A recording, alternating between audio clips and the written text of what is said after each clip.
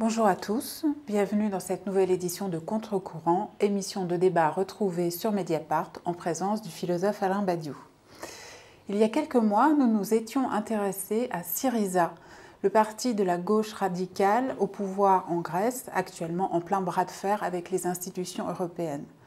Aujourd'hui, grâce à la présence à Paris de Jorge Lago, un des responsables du mouvement Podemos, particulièrement en charge des relations internationales, nous nous intéressons au petit parti frère de Syriza, Podemos, ce nouveau venu sur la scène politique espagnole. On disait le tout jeune parti Podemos déjà en retrait dans l'opinion espagnole. On le disait empêtré dans différentes affaires de corruption. On le disait concurrencé par une nouvelle formation politique, Ciudadanos.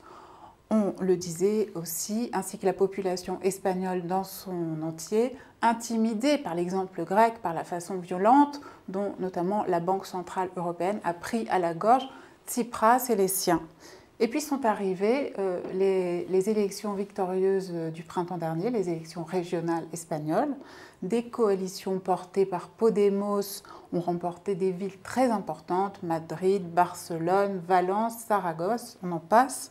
Et à nouveau, Podemos est revenu dans la course pour les élections générales de novembre prochain, où votre leader, Pablo Iglesias, pourrait se voir porté à la tête d'un gouvernement espagnol.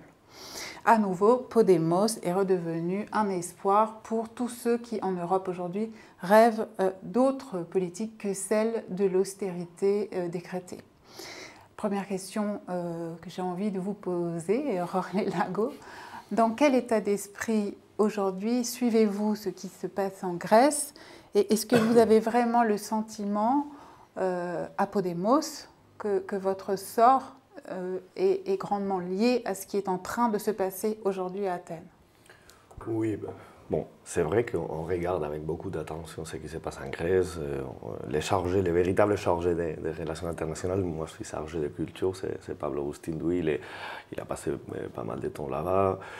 Et on est vraiment préoccupé d'abord parce que notre sorte, évidemment, et pas notre sort Podemos, la sorte, à mon avis, de l'Europe dépend de ce qui est en train de passer dans la négociation entre Syriza, le gouvernement grec plutôt, et la Troïka en Bruxelles, et surtout parce que ce n'est pas seulement une négociation entre Grèce et la Troïka, mais une négociation qui parle pas mal à l'Espagne, qui parle au Podemos, qui dit il n'y a pas une autre façon de faire. Ce qui est en jeu, à notre avis, c'est est-ce qu'on peut montrer en Europe qu'il y a une autre façon de faire ou on ne peut pas le montrer. Et la dispute, la lutte, elle est plutôt là. Et si on suit avec plutôt d'attention ce qui s'est passé dans les dernières semaines, on voit que les comptes marchaient. Le gouvernement grec avait fait des propositions qui étaient suffisantes pour calmer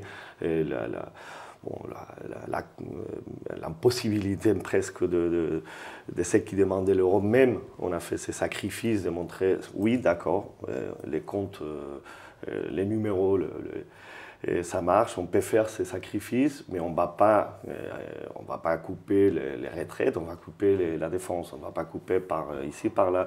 On a dit non. Non, pourquoi? Parce que ce n'était pas une question comptable, technique, économique, c'est une question politique, véritablement claire et nette. Il n'y a pas une autre façon de faire. Et nous, Syriza, Podemos, on est en train de dire oui, on peut faire autrement. Et là, il y a une véritable lutte du champ du possible, ce qu'on peut faire autrement. Et c'est pour cela que c'est notre sort qui est lié évidemment à ce qui se passe, notre sort comme Podemos, et à ce qui se passe maintenant entre Grèce et l'Europe. Oui, tout à fait. Alain Badiou, quel regard vous portez depuis son émergence, récente d'ailleurs, sur le mouvement Podemos, issu, je le rappelle au passage, du mouvement des indignés espagnols de 2011, du mouvement des places, et quelle différence doctrinale établiriez-vous entre Podemos et Syriza, justement? Des nuances. Je voudrais d'abord dire une chose.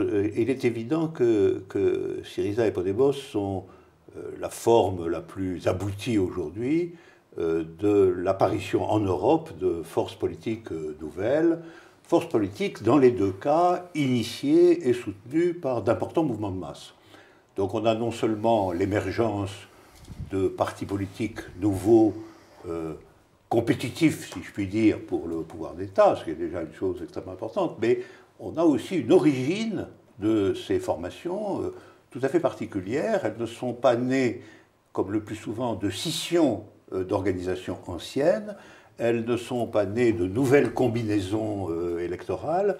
Elles sont tout de même nées, dans les deux cas, de très importants mouvements populaires dans les deux pays, le mouvement des indignés en Espagne et toute une série de grandes émeutes et mouvements urbains en Grèce depuis 2008, donc depuis un assez longtemps. Donc ça, c'est la première remarque. Alors après, on peut s'interroger, quel est ces forces qui émergent et dont, d'une certaine façon, la légitimité, à leurs propres yeux, vient du mouvement populaire, et non pas de combinaisons parlementaires. Ces nouvelles forces, alors, de quoi sont-elles effectivement capables? C'est la question du possible. D'ailleurs, c'est au fond la question que nous avons posée tout de suite, la question du possible.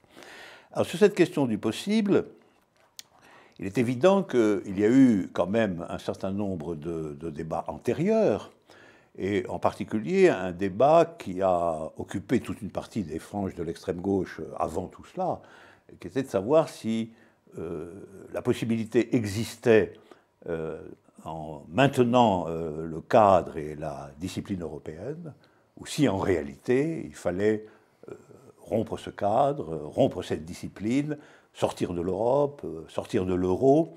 Ça a été un débat très animé, notamment depuis le référendum sur le traité de Maastricht, qui avait quand même montré que l'opposition proprement électorale ne suffisait pas, puisqu'on passait outre, finalement, le vœu exprimé par les populations. Alors moi, la question que j'aurais envie de vous poser, c'est ça. Il m'a semblé, en vous lisant, que vous travaillez dans l'hypothèse d'un maintien dans l'Europe, de façon assez claire, assez explicite. Donc, vous pensez effectivement que ceci fournit un cadre dans lequel des possibilités politiques absolument nouvelles peuvent émerger. Alors, il faudra en parler pas mal, mais ce n'est pas tout à fait une question de qu'est-ce qu'on pense exactement, ou plutôt qu'est-ce qu'on désire, mais quelle lecture on fait d'une situation qu'on ne peut pas changer en disant il faut sortir de l'euro. Tout d'abord parce que jamais on va arriver à rien, parce que maintenant en Espagne, je pense que dans l'ensemble de l'Europe, sauf peut-être la Grèce maintenant justement, l'idée de sortir de l'euro est absolument minoritaire. S'il y a quelque chose qui a changé dans la manière de faire de la politique en Espagne, mais je pense qu'aussi en Grèce, de manière différente, ce que on pense au terme de possibilités d'action, de lecture des situations, et pas d'un désir éloigné du réel qui nous enferme dans une minorité éternelle, incapable d'agir politiquement. Donc, c'est pas si moi je voudrais ou pas sortir de l'euro ici, maintenant, ou d'ici 2 jours, ou 3 semaines, mais je peux agir politiquement en disant je n'aime pas l'euro, il faut sortir. Absolument pas. Ça nous va laisser dans un petit coin du politique que moi j'ai connu pendant des années. Et il y a eu des crises politiques, sociales, économiques très fortes dans le sud de l'Europe qui ont permis une construction politique nouvelle, populaire évidemment, avec des limites. C'est-à-dire les mouvements populaires on a un petit moment de croissance et un moment après de décroissance qui ont obligé à penser en termes aussi de représentation politique, de se présenter aux élections pour avoir encore plus de force que le mouvement populaire n'avait pas arrivé à rassembler dans un certain moment. Et on a dit, bon, on va voir jusqu'où on peut y aller. Et il faut absolument sortir de l'austérité. Ça veut dire ça, il faut sortir de l'euro. A priori, en termes logiques, oui, mais en termes des conditions de possibilité de l'action politique, évidemment pas. Il faut lutter contre la manière où l'euro se structure, démocratiser la Banque centrale européenne si jamais ça c'est possible, prêter directement au pays pour avoir des politiques monétaires et pas aux banques pour faire encore plus forte le capital financier, etc. Donc il y a des petits espaces où commencer à ouvrir ce qu'on disait le possible. Non, je pense que maintenant, ce n'est pas une question différentes possibilités. Maintenant, je pense que la véritable opposition, c'est l'impossibilité ou ouvrir le champ du possible, c'est-à-dire les possibilités de possibilités, je ne sais pas comment le dire en français, mais ce n'est pas une question d'une possibilité ou une autre, c'est vraiment ou rien faire, parce que c'est le discours de la Troïka, de l'Europe, du néolibéralisme, ça, on ne peut pas bouger, ou commencer à ouvrir la possibilité justement d'ouvrir des possibilités, de multiplicité du possible, je ne sais pas comment l'exprimer de manière plus claire. Vous l'avez très bien expliqué, philosophiquement, moi j'ai toujours dit qu'un événement c'est toujours la création d'une possibilité et non pas la réalisation de la possibilité. Quand vous dites la possibilité du possible, je vous entends, voilà, la possibilité du possible, je vous entends parfaitement. Ouais. Mais je poussais ma question un peu parce que malgré tout on a le sentiment là, ce que vous dites est très clair et très convaincant. C'est évident qu'on a besoin d'une nouvelle possibilité et que donc il faut ouvrir cette nouvelle possibilité dans le champ de l'action politique. Alors, ma question sur l'Europe n'était pas une question de désir ou de subjectivité. Vous l'avez bien entendu, c'était une question qui portait sur, bon, c'est dans ce cadre, dans la maintenance de ce cadre, que nous allons faire effort pour créer, fissurer en quelque sorte le consensus et trouver la voie d'une nouvelle possibilité. J'ajouterais que vous maintenez aussi le cadre étatique général, c'est-à-dire votre action politique, elle est une action constitutionnelle, inscrite dans le protocole électoral, et donc, en fond, le pari que vous faites pour cette ouverture d'une possibilité, d'abord, passe quand même par la possibilité d'assumer le pouvoir d'État, ce qui est une ouverture tout de même en fanfare. Ce n'est pas une ouverture restreinte ou limitée, l'occupation du pouvoir d'État, une occupation immédiate et massive, malgré tout. Donc il y a ça, et d'autre part de le faire dans les conditions de la politique régulière. Donc malgré tout, la condition régulière, je veux dire, du point de vue du processus, pas du point de vue des idées, pas du point de vue de l'hégémonie au sens de Gramsci, dont vous avez inspiré beaucoup. Mais c'est tout de même, vous travaillez explicitement en assumant que le possible est trouvable si, premièrement, on maintient le cadre formel, en tout cas des pressions internationales, enfin de l'Organisation internationale européenne, et deuxièmement, de l'intérieur de la maintenance également des procédures politiques qui mènent au pouvoir d'État, qui permettent d'investir le pouvoir d'État. Syriza, d'ailleurs, a fait exactement le même raisonnement. Mais est-ce que vous n'avez pas le sentiment que, tout de même, on sait déjà, y compris avec le fragment d'expérience qu'on a du côté de Syriza, que ces deux conditions sont extraordinairement lourdes? Bon, les contradictions, évidemment, sont toujours là et on ne peut pas faire comme si elles n'étaient pas là. Et évidemment, encore une fois, comme je disais tout à l'heure, par rapport à l'Europe, par rapport à l'État, c'est pas ce qu'on choisit, mais ce qu'on se trouve. Il faut lire, surtout parce qu'il y a une petite différence qui n'est pas si petite que ça entre la Grèce et l'Espagne, et la crise grecque et la crise espagnole. Moi, je pense qu'il y a eu en Grèce une crise qui était une crise d'État. Mais en Espagne, il n'y a pas eu une crise de l'État. Il y a eu une crise de régime politique, de régime culturel. Il y a eu, vous parlez tout à l'heure des Gramsci, il y a eu une crise organique, hégémonique. Les élites économiques, politiques, culturelles ont perdu la capacité de nommer, de dire ça c'est une crise économique, le peuple a dit non, c'est de l'arnaque. C'est-à-dire qu'il y a eu une crise du régime culturel, social, de consensus, mais pas de l'État. L'État continue à marcher, les écoles continuent à marcher avec moins de ressources, moins de l'argent, mais continuent à marcher. Les hôpitaux, il n'y a pas eu des réseaux populaires pour faire une sorte de pouvoir parallèle comme les cas grecs, où les hôpitaux ont commencé à être gérés parfois par des médecins, des infirmières, par le peuple, mobilisés. Donc ça marque des différences du champ du possible à nouveau. Et nous, on avait la capacité d'agir dans ces crises, dans ces fissures, qui est une crise du régime politique, une crise organique, pas une crise étatique. Ça nous oblige évidemment à travailler avec le pouvoir de l'État d'une manière encore plus claire. Et ça, c'est paradoxal, parce que s'il y a une crise de l'État, comme les cas grecs, tu peux avoir une mobilisation populaire encore plus forte. Donc la dialectique entre la mobilisation populaire et les pouvoirs d'État peut avoir une sorte de dialectique plus harmonieuse que dans les cas espagnols où l'État est fort. Et la mobilisation populaire n'a été pas capable, parce qu'il n'était pas peut-être besoin de se auto-organiser d'une manière parallèle à celle du peuple grec. Donc, il faut passer par le pouvoir d'État. À partir de cela, est-ce que l'État va être, si jamais Podemos arrive au pouvoir, un État gestionnaire qui démobilise ou un État qui est capable de faire une mobilisation, de permettre, et même, pas seulement permettre, mais aider à une mobilisation et une construction populaire autonome. Et là, c'est une question intéressante. On va être le Parti socialiste espagnol ou le Parti socialiste français, Mitterrand, qui arrive au pouvoir et anéantit toute mobilisation populaire, ou on va faire autre chose. Évidemment, moi, je sais où je suis, oui, et je sais où est Podemos. Et donc, la question en termes plus abstraits, est-ce que c'est possible ça dans un pays du Nord, dans un pays qui appartient à l'Union européenne, qui a des structures financières, économiques très très lourdes? On va voir. On va voir. Je ne peux pas vous dire oui, c'est bon, oui, ça ne veut rien dire, c'est gratuit. On va voir.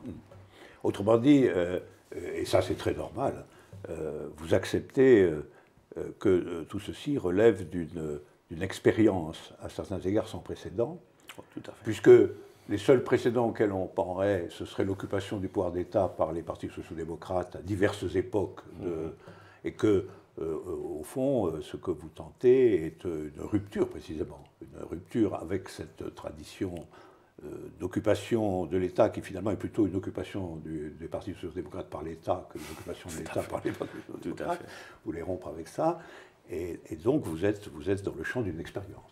Vous acceptez au fond ça. Vous ouvrez, vous constituez une expérience. Tout à fait. Pardonnez-moi, mais justement pour revenir à la question européenne, est-ce que c'est pas ça malheureusement la leçon à tirer de ce qui est en train de se passer en Grèce, à savoir qu'à partir du moment où vous acceptez les traités tels qu'ils sont, sans chercher à les renégocier, vous n'êtes pas d'emblée dans un état de perte de souveraineté économique et vous n'êtes pas de toute façon cadenassé par les exigences européennes d'un pays comme la France, tel qu'un pays comme la France l'est aussi à sa façon. Oui, de manière différentielle. De quelle façon vous conceptualisez ce risque et vous le pensez? Oui, évidemment, il y a un risque. On n'accepte pas les traités, on accepte qu'ils sont en place. Ça ne veut pas dire du tout qu'on les accepte tels comme ils sont. Moi, j'ai lutté à l'époque contre Maastricht, à la différence des autres options politiques en Europe. Mais évidemment, maintenant, les structures européennes, ça met évidemment d'énormes difficultés en politique souveraine dans le cadre du pays du Sud surtout, c'est-à-dire du pays qui doivent de l'argent. Les cas grecs sont carrément plus durs que les nôtres parce que son poids dans l'Europe est moindre que les nôtres. Donc la Grèce peut sortir de l'euro par l'Espagne. Si l'Espagne sort de l'euro, il n'y a plus d'euro. Si la Grèce sort de l'euro, bon, ça peut continuer à marcher. Donc notre pouvoir de négociation est carrément différent que celui de la Grèce. C'est pour cela que la Grèce attend qu'est-ce qui se passe en novembre en Espagne. C'est pour cela aussi que la Troïka parle à l'Espagne parmi la médiation de Syriza et du peuple grec, comme si étaient des pions d'enjeux où il n'y avait pas de personnes, des retraites, des malades, etc. C'est vraiment dramatique voir comment ça se marche au niveau de politique internationale où on va vraiment frapper la Grèce pour parler à la possibilité qu'en Espagne, il y ait un changement politique. S'ils sont en train de faire ça, ça veut dire qu'il y a des possibilités de changement politique. Si on ne peut rien changer, je ne sacrifie pas un peuple pour parler à un autre. C'est-à-dire que le champ du possible, il est là. C'est-à-dire qu'il y a des possibilités. Sinon, tu laisses tomber la Grèce, tu dis oui, d'accord, votre machin, parce qu'à la fin, ça ne va rien changer. S'ils sont en train de jouer si fort, c'est parce qu'il y a des risques de changement. Et là, c'est pour cela que Syriza a vraiment tenu une lutte incroyable. Ils ont montré une capacité de résistance qu'il faudra analyser avec du temps, parce qu'ils ont été vraiment valeureux dans sa lutte, dans la négociation. Mais ça veut dire aussi que si on arrive à un accord plutôt acceptable, entre beaucoup de guillemets, et qu'en novembre ça change en Espagne, que ça commence à changer un tout petit peu, et là j'ai moins d'espoir, mais dans la social-démocratie française ou la gauche française ou en Portugal, bon, ça peut avoir un tout tournement des rapports de force, mais on ne sait jamais. Justement, dans un entretien très récent donné à l'Obs, le leader de votre mouvement, Pablo Iglesias, se disait extrêmement déçu, surpris, par l'absence de soutien que la Grèce avait recueilli auprès de gouvernements sociodémocrates de gauche, comme le gouvernement français de François Hollande et celui italien de Matteo Renzi. Il déclarait notamment « Nous attendions des gestes plus courageux ». Et il lançait un appel solennel à ces sociodémocrates européens en leur disant de saisir la chance d'une certaine façon qui leur était offerte par l'Europe du Sud de rééquilibrer eux-mêmes leur propre politique sociale libérale en train, dans le cas français, de faire progresser l'extrême droite. Quel est votre sentiment sur cette affaire? Est-ce qu'à titre personnel, vous croyez encore à cette aide que pourrait apporter, sinon la France, d'autres pays européens, à l'Espagne et à la Grèce? C'est pas facile à dire. Il y a une partie de moi qui dit non, évidemment, ils ne vont pas le faire. Je ne crois pas aux bonnes paroles d'Hollande ou Renzi au début, qu'ils se sont dit bon, Tsipras, c'est bien, il a gagné, etc. Bon, il faut l'écouter, lui écouter, etc. Et finalement, ils vont laisser tomber de manière dramatique. Et donc, il y a une partie de mon espoir qui est... bon, qui n'a aucun espoir d'ailleurs. Mais d'un autre côté, je pense qu'il y a des fortes contradictions dans la possibilité de la social-démocratie européenne à avoir un espace politique si elle continue à être presque la même chose que les libérales et que la droite. C'est-à-dire, même pour une question de survivance, il va falloir qu'il bouge, parce que sinon il va disparaître. C'est-à-dire, il va disparaître en se volant son espace politique, ou pour l'extrême droite, ou pour des autres forces comme Grillo, ou Mouvement 5 étoiles en Italie, ou une sorte de nouvelles néolibéralisme un peu démocratique que ça mène nulle part. Donc il faudra voir aussi quelle est la lecture que la social-démocratie elle fait de sa propre condition de possibilité d'exister, de continuer à y être dans l'espace politique, en se différenciant bien des gens qu'on vient d'en bas, pour ne pas dire la gauche, que je pense qu'elle n'exprime pas très bien que là où on est, nous, Podemos ou Syriza, bien pour les gestionnaires du capital, la droite, le libéral, que maintenant on ne voit pas tellement des différences. Donc il faudra voir qu'est-ce qui se passe à l'intérieur de partis, pas seulement qu'est-ce qu'il fait François Hollande ou Renzi, mais qu'est-ce qu'ils commencent à faire certains députés, certains intellos qui disent bon, où on est, quelle est notre possibilité d'agir, et là ça m'intéresse un peu plus. J'ai un peu le sentiment, pour ce qui me concerne, que la fin de l'hypothèse social-démocrate, si je puis dire, en Europe, d'abord, premièrement, est en réalité la conséquence d'événements beaucoup plus considérables, qui est l'échec des États socialistes, dont ils vivaient en partie. Ils en vivaient en partie, bien que les contestants, bien que étant à leur droite. Et donc, il y a eu quand même une défaite planétaire de quelque chose. Quel que soit le jugement qu'on porte sur ce quelque chose, le fait est que son existence crée une situation mondiale extraordinairement différente de celle qu'il y a dans son absence. Et dans son absence, il me semble qu'en un certain sens, la vieille filiation social-démocrate n'a plus beaucoup de signification, parce qu'elle consistait à dire les idées marxistes, socialistes, d'émancipation sont très justes, mais enfin, on peut les appliquer pacifiquement, on peut jouer le jeu parlementaire normal, pas besoin de dictature totalitaire, etc. Donc c'était, du point de vue de la vie historique des choses, la social-démocratie, à partir d'un certain moment, surtout après la dernière guerre mondiale, a été, si je puis dire, un communisme ramolli, c'était un communisme présentable. Bien. Or, ceci n'a plus de raison d'être. On pourrait parfaitement imaginer qu'au fond, le paradigme pour les pays d'Europe, c'est de s'aligner sur la situation historique des États-Unis. Il y a deux partis qui jouent le jeu électoral en s'affrontant véritablement, mais il est évidemment essentiel qu'il y ait un consensus fondamental entre les deux, et que, somme toute, des gens comme Valls ou comme Macron pourraient considérer que, symétriquement au parti républicain créé par Sarkozy, il n'y a plus qu'à transformer le Parti socialiste en un parti démocrate. Ce sera tout à fait... Et c'est un peu, à mon avis, la voie dominante. C'est la grande coalition allemande. Absolument, absolument. Et même ce que sont devenus les travaillistes sous Blair, malgré tout. Oui. Oui.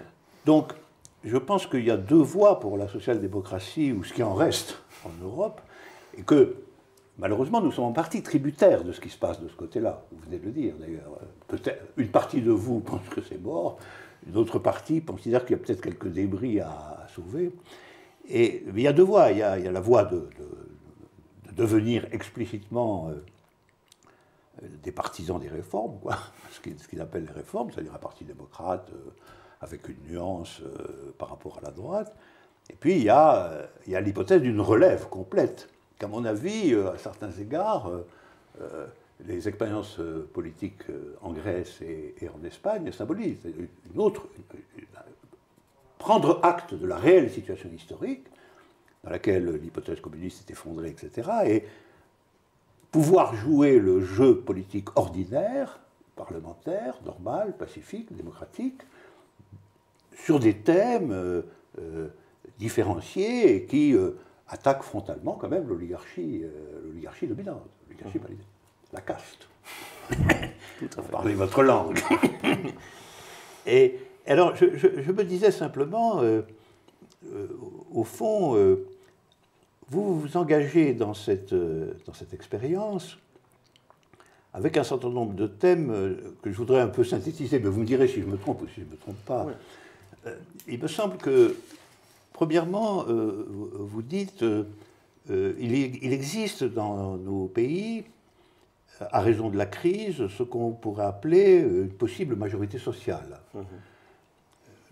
C'est-à-dire, vous ne l'appelez plus la gauche, et je suis bien d'accord avec vous. Il existe une majorité sociale, premier point. Deuxième point, cette majorité sociale n'est pas seulement un terme d'analyse, etc. Elle s'est manifestée par des mouvements populaires importants et massifs dans les dernières années.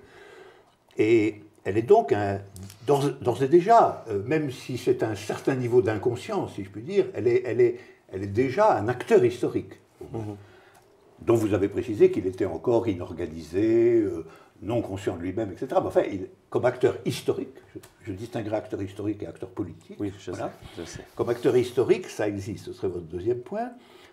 Troisième point, au fond, on peut, armé d'une certaine légitimité au regard de cette majorité sociale, on peut commencer la politique en direction du pouvoir d'État. Vous l'avez rappelé d'ailleurs tout à l'heure très clairement. Ce n'est pas simplement s'engager dans les chicanes du pouvoir d'État, c'est le faire adossé malgré tout à l'existence de cette majorité sociale et contre l'oligarchie dominante. Et le dernier point, c'est que, très important, j'ai remarqué dans ce que vous écrivez, c'est que pour cela, il faut retrouver une capacité d'adresse large à cette majorité sociale virtuelle ou actuelle. Et donc, il faut transformer la langue politique. Je suis très sensible à cette idée qui me paraît importante, en effet, même si on peut avoir parfois l'impression que vous avez un péril de nominalisme politique, pour parler philosophie, c'est-à-dire que le nom crée la chose. Non. Mais même s'il y a cette tentation, je pense qu'il y a là l'ensemble que je viens de récapituler me paraît donner quelque chose de très cohérent. Mais je voudrais partir sur le dernier point, du point de vue de la langue. Je vois bien ce que vous souhaitez, ce que vous tentez, et dont vous donnez quelques exemples. Par exemple, nous n'allons pas parler de la droite, nous allons parler de la gauche, nous allons parler de ceux d'en bas et de ceux d'en haut. Nous n'allons pas parler des classes, mais nous allons parler de l'opposition entre la majorité sociale et la caste, etc. Donc il y a des substitutions dans le langage. Et cependant, il est évident que vous maintenez quand même, ce qu'il faut bien le dire, et surtout dans nos conditions européennes, le mot fétiche politique majeur, c'est le mot démocratie. Alors je voudrais vous interroger sur ce point, c'est-à-dire comment vous appropriez-vous, vous, des gens de Podemos, le mot démocratie, de façon à ce qu'il ne vous inscrive pas trop complètement dans ce qui est le consensus le plus élémentaire du discours politique dominant. Pas mal.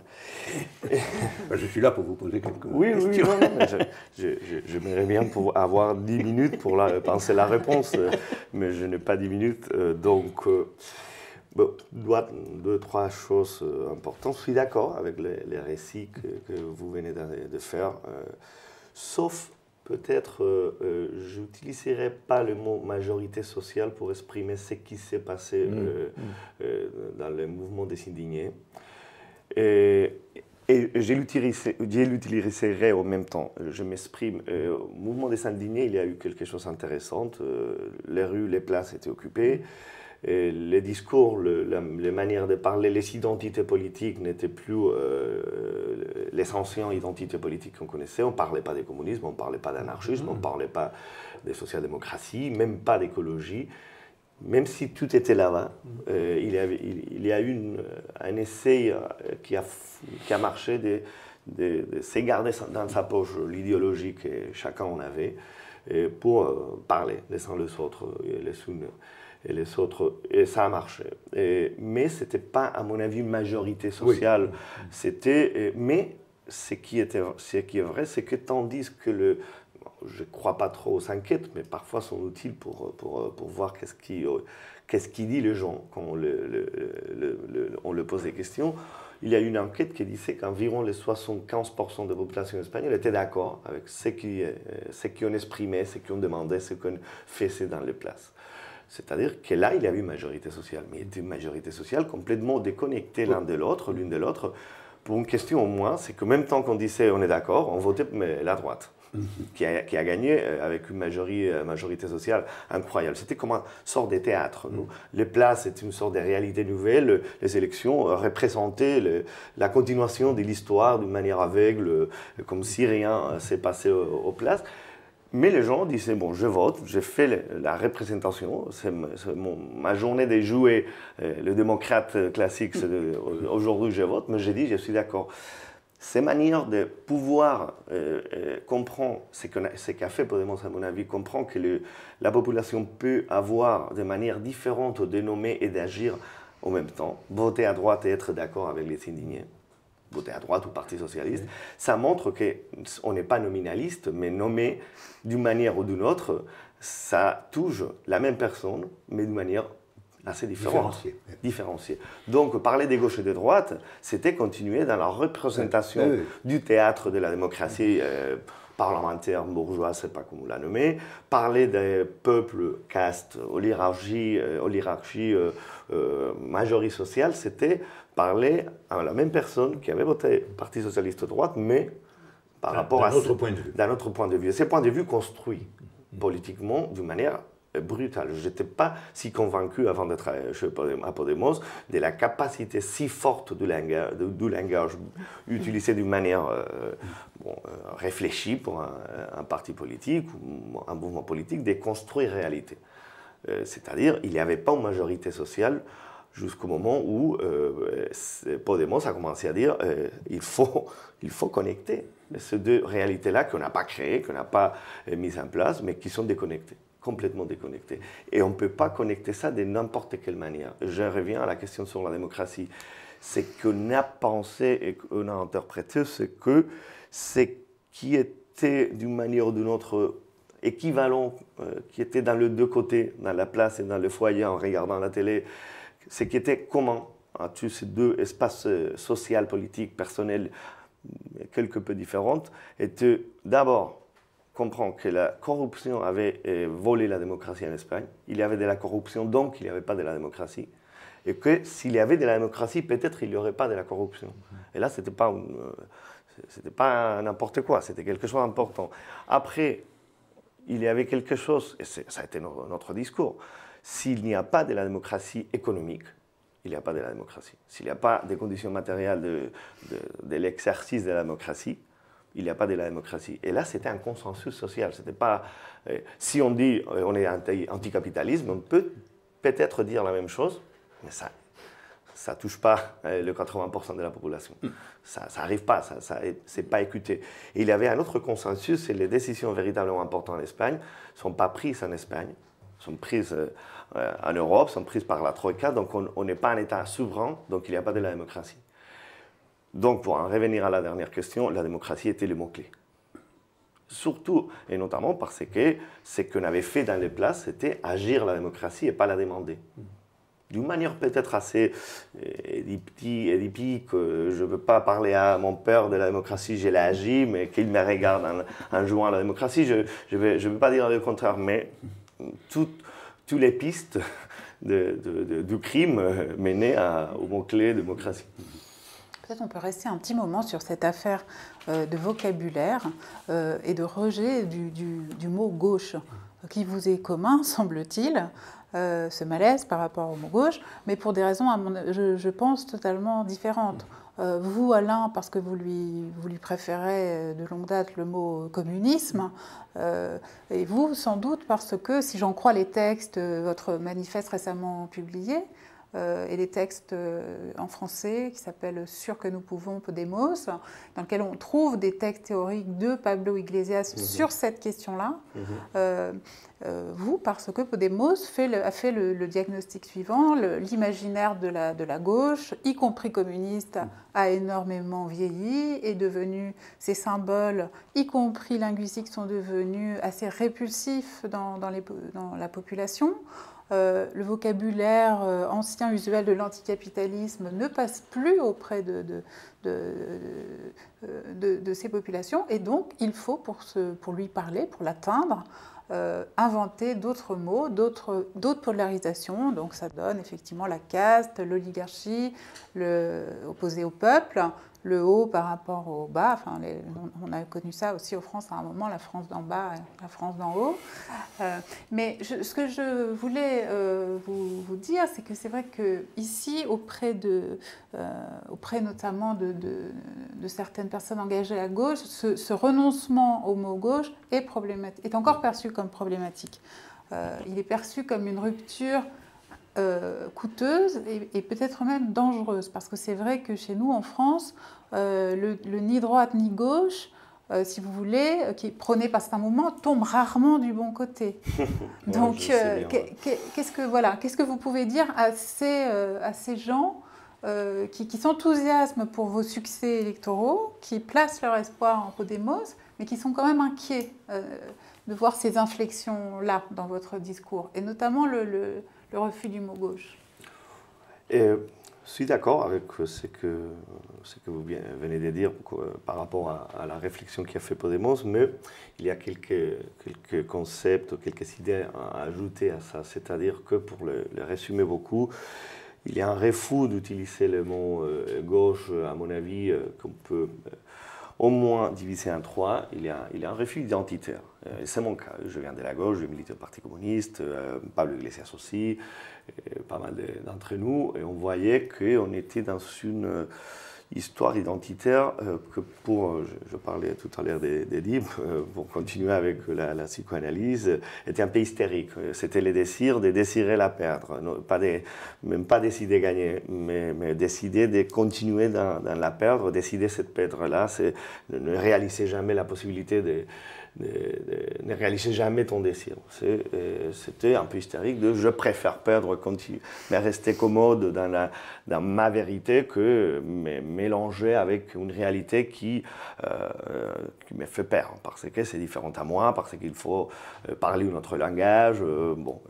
Et là, il y avait quelque chose de confortable dans un point de vue identitaire, mais un peu problématique d'un point de vue politique et même psychologique.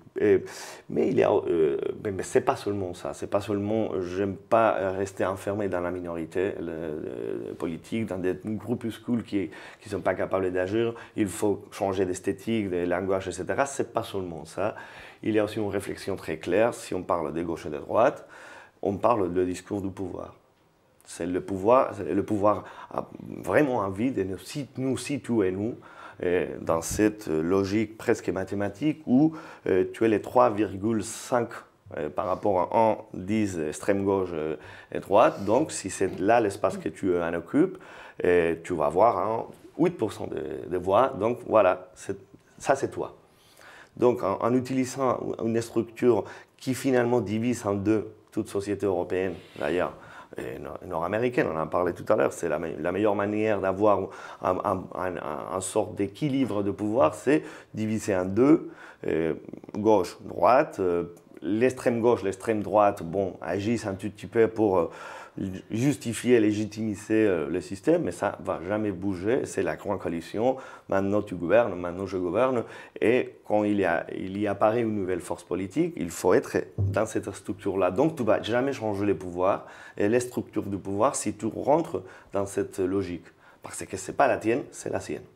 Et tu arrives dans une structure, une situation où les cartes sont déjà jouées et tu ne peux rien transformer. Donc, à mon avis, c'est impossible de faire un changement politique si tu acceptes la manière de structurer l'ordre de mots et l'ordre des choses et surtout les positions. Tu es là, tu es là.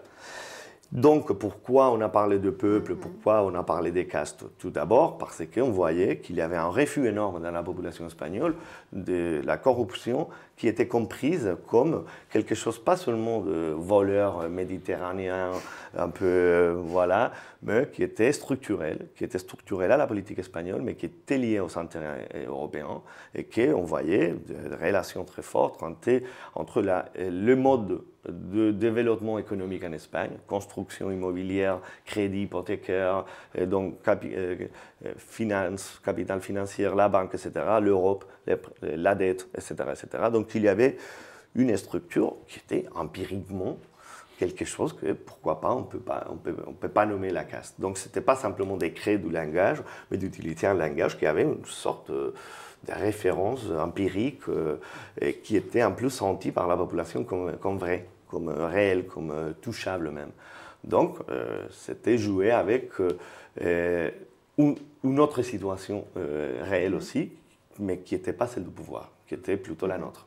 Et qui a permis dans 2-3 mois de sortir du néant, d'arriver au Parlement européen.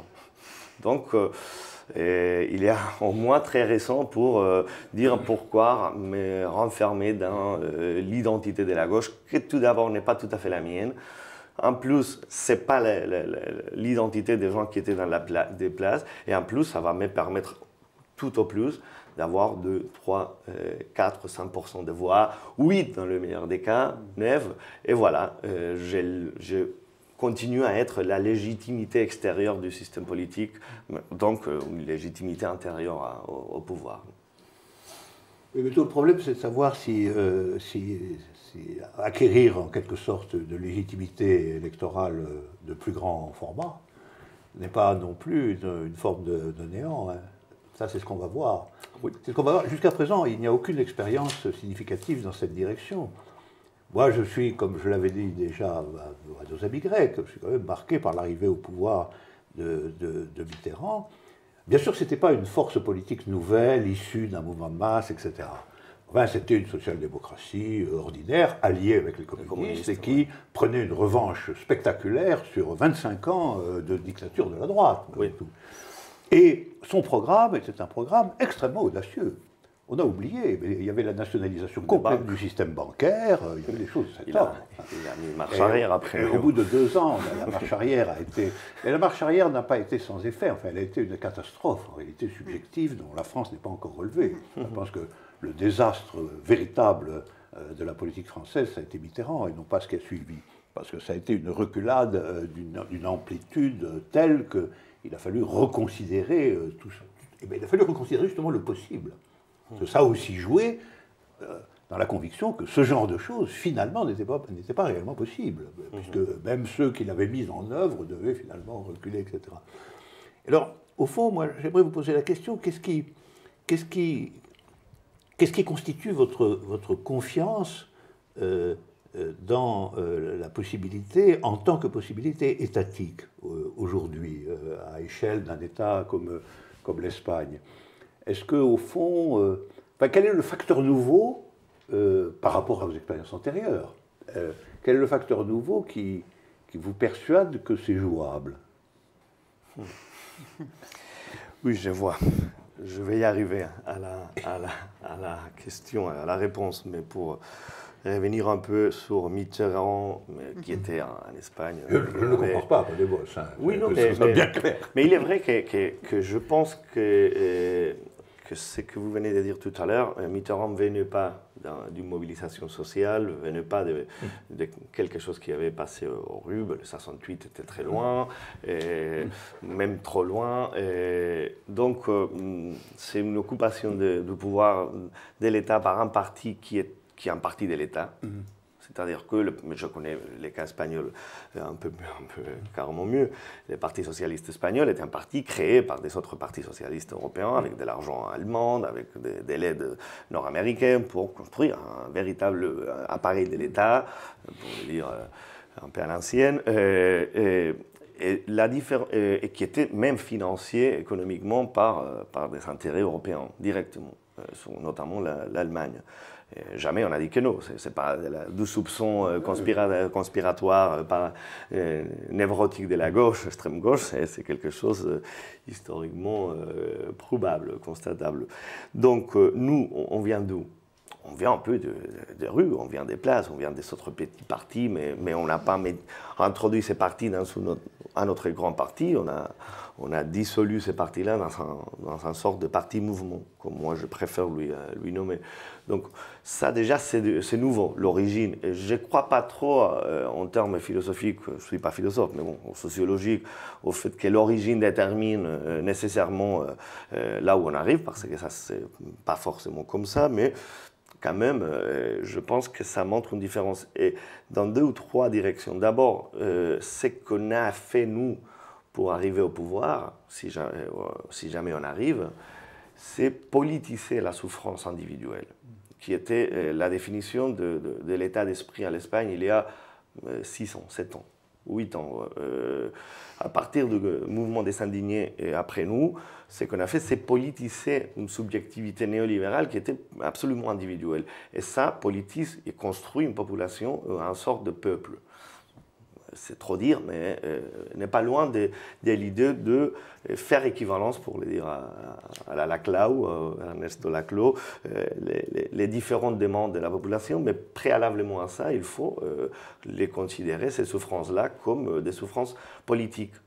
C'est-à-dire que sont pas, la cause n'est pas j'ai fait un mauvais pari en achetant cette maison-là, donc c'est logique mon expulsion. Non, non, il y a un système économique, financier, moral et historique qui est derrière. Cette politisation des souffrances individuelles, c'est donc une resubjectivisation de la population, cette construction de quelque chose qu'on pourrait dire peuple.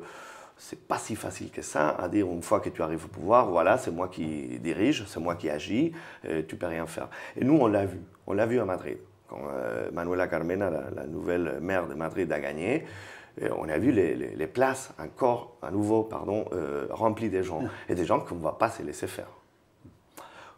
Et nous, si jamais c'était le cas,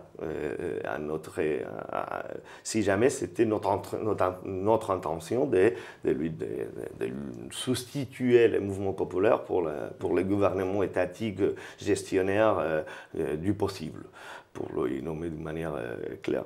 Donc, pourquoi il y a de l'espace, pourquoi il y a de la nouveauté? Parce qu'il y a un rapport entre État et mouvement, pour parler en termes que j'imagine, ça vous dit quelque chose, qui ne sont pas seuls d'une fermeture du possible, mais plutôt une ouverture. En écoutant surtout ce qu'il dit, ces mouvements-là, en écoutant ses besoins, en lui permettant de se mobiliser, en lui donnant des espaces. Moi, je gère la culture à Podemos avec deux autres amis, et nous, on a toujours dit, le ministère de la Culture, qui, j'imagine, c'est un ministère qui permet que des choses qui sont déjà en place, ces structures d'une manière ou d'une autre existent, sont distribuées, communiquées, écoutées, mais pas pour dire par là, par là et par là. Je ne vais pas être ce ministère de la Culture si jamais je suis dans ces ministères-là comme travailleur, jamais comme ministre, là, ça c'est sûr. Mais c'est une autre manière de penser, là, le rapport, c'est faisable, c'est possible. Là, honnêtement, j'en doute. Évidemment, je ne les sais pas, je ne peux pas les savoir en plus. Dire je sais qu'on va être capable de faire une autre manière, de construire la politique d'une autre manière, c'est mentir à lui-même ou mentir à l'autre, on ne le sait pas. Justement, vous le rappelez à l'instant, la légitimité de Podemos, sa nouveauté, son surgissement, c'est le mouvement des places, c'est la foule, c'est la révolte populaire face à la mise en coupe financière de l'Espagne. Et justement, est-ce que en choisissant, comme Podemos l'a fait il y a un peu plus d'un an maintenant, en 2014, la forme d'un parti finalement assez traditionnel, hiérarchisé, avec une figure charismatique à sa tête, et une forme donc de personnalisation du pouvoir, est-ce qu'il n'y a pas un risque aussi de ce côté-là de perte de légitimité? Est-ce que c'est quelque chose, est-ce que c'est un débat d'ailleurs qui vit ça dans l'opinion espagnole? C'est un débat, et il faut dire absolument, avec tout un état honnête, que le rapport entre le mouvement des Indignés et Podemos, c'est un rapport qui n'est pas du tout un rapport de continuité à problématique, c'est plutôt une sorte de trahison, continuation trahison. On a trahi certains des mots-clés, des origines, de la subjectivité du mouvement des Indignés. Vous parlez tout à l'heure des leaders. La question d'avoir un leader, ce n'était pas du tout dans l'état d'esprit, dans la manière de voir des Indignés. L'idée même, qui était, comme dans tout mouvement d'ailleurs populaire, l'idée que l'accumulation de forces dans les sociales, dans les luttes, dans les grèves, dans les occupations des places, etc., allait d'une manière ou d'une autre se traduire en force politique. Et nous, on a dit non. Ça n'arrive jamais. Ça n'arrive jamais. Il y a deux temporalités différentes, du social et du politique, même si distinguer social-politique, c'est forcer trop le concept, mais il y a deux temporalités dans les mouvements, pour le dire d'une autre manière. Et maintenant, une fois que les mouvements des Indignés a basculé complètement les sentiers populaires, la subjectivité politique, qui a commencé à créer des solidarités entre les uns et les autres, à politiser des souffrances, etc., une fois que tout cela est arrivé, ça commence à décrécir, à ne pas avoir de la force. L'accumulation commence à être d'accumulation, de perdre, donc, et il faut construire d'un nom. Pas d'un bas, d'un nom. D'un nom, ça veut dire un leader, ça veut dire les médias. Ça, c'est quelque chose que vous assumez totalement? Absolument, mais on est là, on est ça. Et Pablo Iglesias, pourquoi on a choisi Pablo Iglesias? Parce que c'est un gars qui apparaissait aux télé, qui parlait très bien en télé, qui commençait à créer autour de lui de l'identification sociale, et qui permettait, et l'a permis, de faire ce que l'accumulation de forces dans les luttes sociales n'arrivait pas. C'est-à-dire communiquer ces deux espaces-là dont je parlais tout à l'heure, les espaces de l'occupation des places et les foyers. Commencer à faire ces médiations. Et c'est un leader, on utilise les médias capitalistes de grand pouvoir, etc. Évidemment qu'on est en train de jouer dans un espace dangereux, où les risques qu'en occupant le pouvoir t'en occupe à toi-même, mais ça c'est la contradiction de la politique réelle aujourd'hui. Je ne connais pas une autre façon de faire. Je connais une autre façon, c'est rester dans une groupuscule minoritaire d'extrême gauche en étant convaincu que ta lecture de la valeur chez Marx est la correcte, mais que comme tu as 3 potes avec lesquels tu en discutes sur ça. Le mouvement vous a sorti du groupuscule. Ah oui, nous a sorti. Et finalement, en réalité, on retombe sur l'état des choses de la politique aujourd'hui. On sait aujourd'hui que, contrairement à ce qui a été dit avant, où on raisonnait toujours sur 2 termes, le conflit de classe, bourgeoisie-prolétariat, parti et masse, etc. On était toujours dans le 2. Et la politique, il y a 3 termes. Il n'y en a pas 2. Ça, c'est une grande mutation, je pense. Et il y a 3 termes, et c'est ce que vous venez de dire. Il y a le mouvement, bien sûr, ses différentes figures, ses différentes formes, c'est-à-dire ce qui introduit une espèce de rupture possible dans la subjectivité populaire de masse. Il y a l'État. Et puis, il y a quelque chose qui, malgré tout, est en position de médiation entre les deux. Parce que, comme vous le dites, le mouvement ne se prolonge pas de lui-même en politique neuve. Et quant à l'État, lui, il est beaucoup trop séparé pour pouvoir être immédiatement occupable ou occupé par le mouvement. Donc il y a le mouvement, il y a l'État. Il y a quelque chose qu'il faut bien appeler une organisation, appelons-le comme on veut. Mais vous l'appelez parti-mouvement ou organisation-mouvement. Enfin bon. Un parti, oui. Parti-mouvement, voilà. Donc il y a le mouvement, il y a le parti-mouvement et il y a l'État.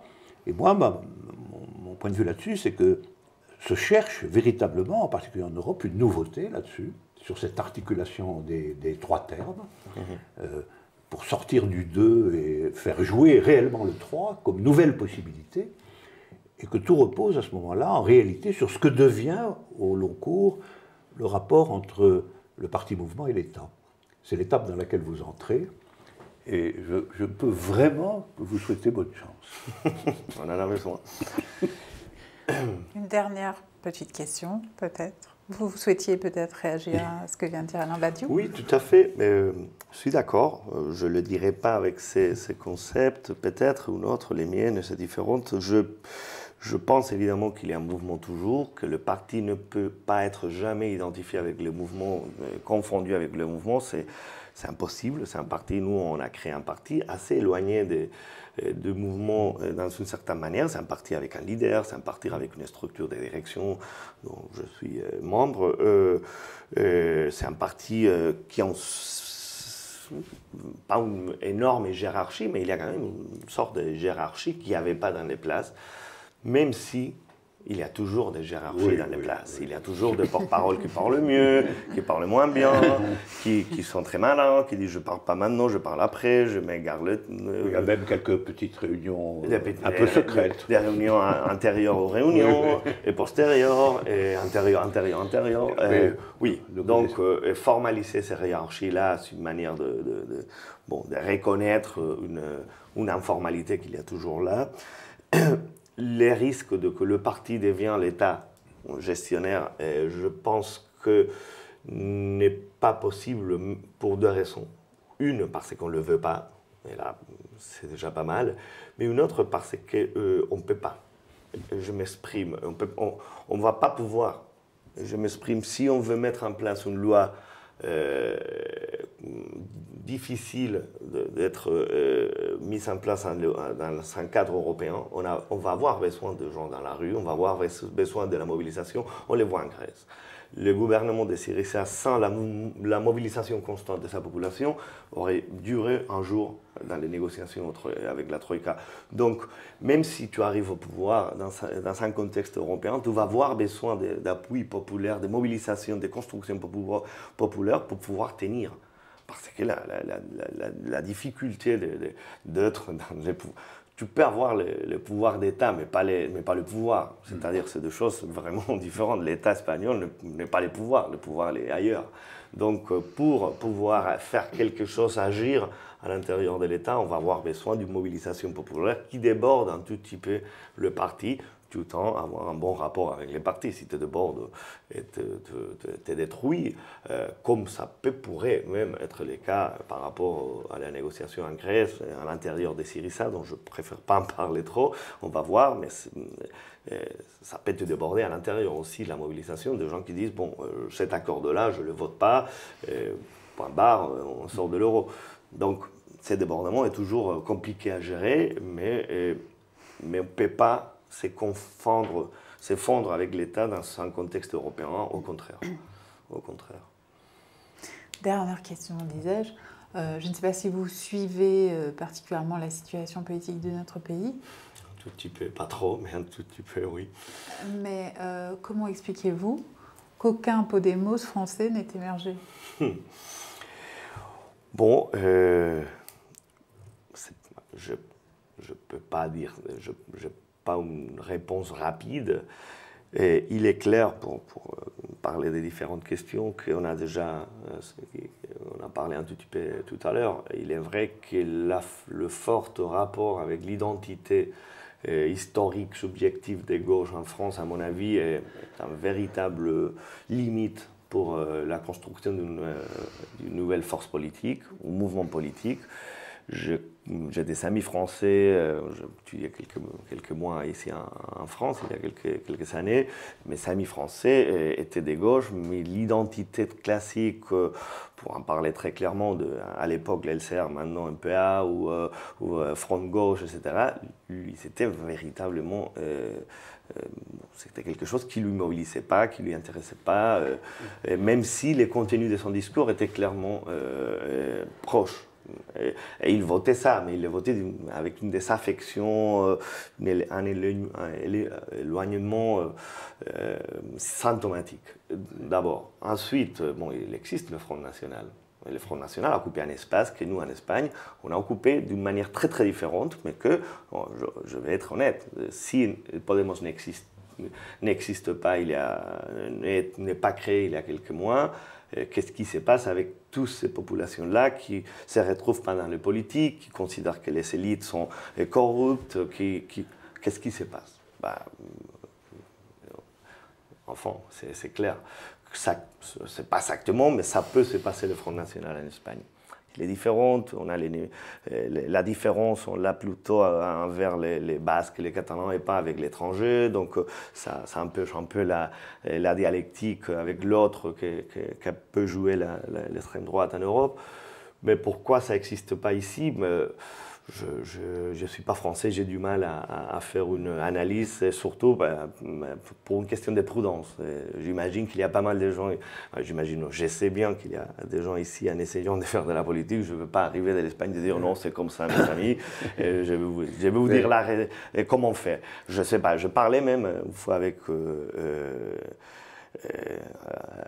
des amis du Front de gauche, même Mélenchon, en discutant avec lui, il comprenait très très bien Podemos. Très très bien. Il comprenait, dans un point de vue théorique, très bien. C'est lui qui peut faire un Podemos ici, avec son héritage, son histoire, son identité. J'imagine que non. 6e République, ça n'a pas trop marché. Donc, et il y avait quelque chose qui n'était pas très loin dans l'idée de 6e. Ça n'est pas terminé, hein, c'est toujours en cours. Oui, mais, en construction. oui, mais ça n'a pas trop marché au sens où... électoralement, on ne peut pas dire. On ne peut pas dire, je veux dire dans la mobilisation, mais peut-être pourquoi pas. Mais la vraie question n'est pas pourquoi il n'y a pas eu de Podemos en France. La vraie question, c'est pourquoi il n'y a pas eu de mouvement des indignés.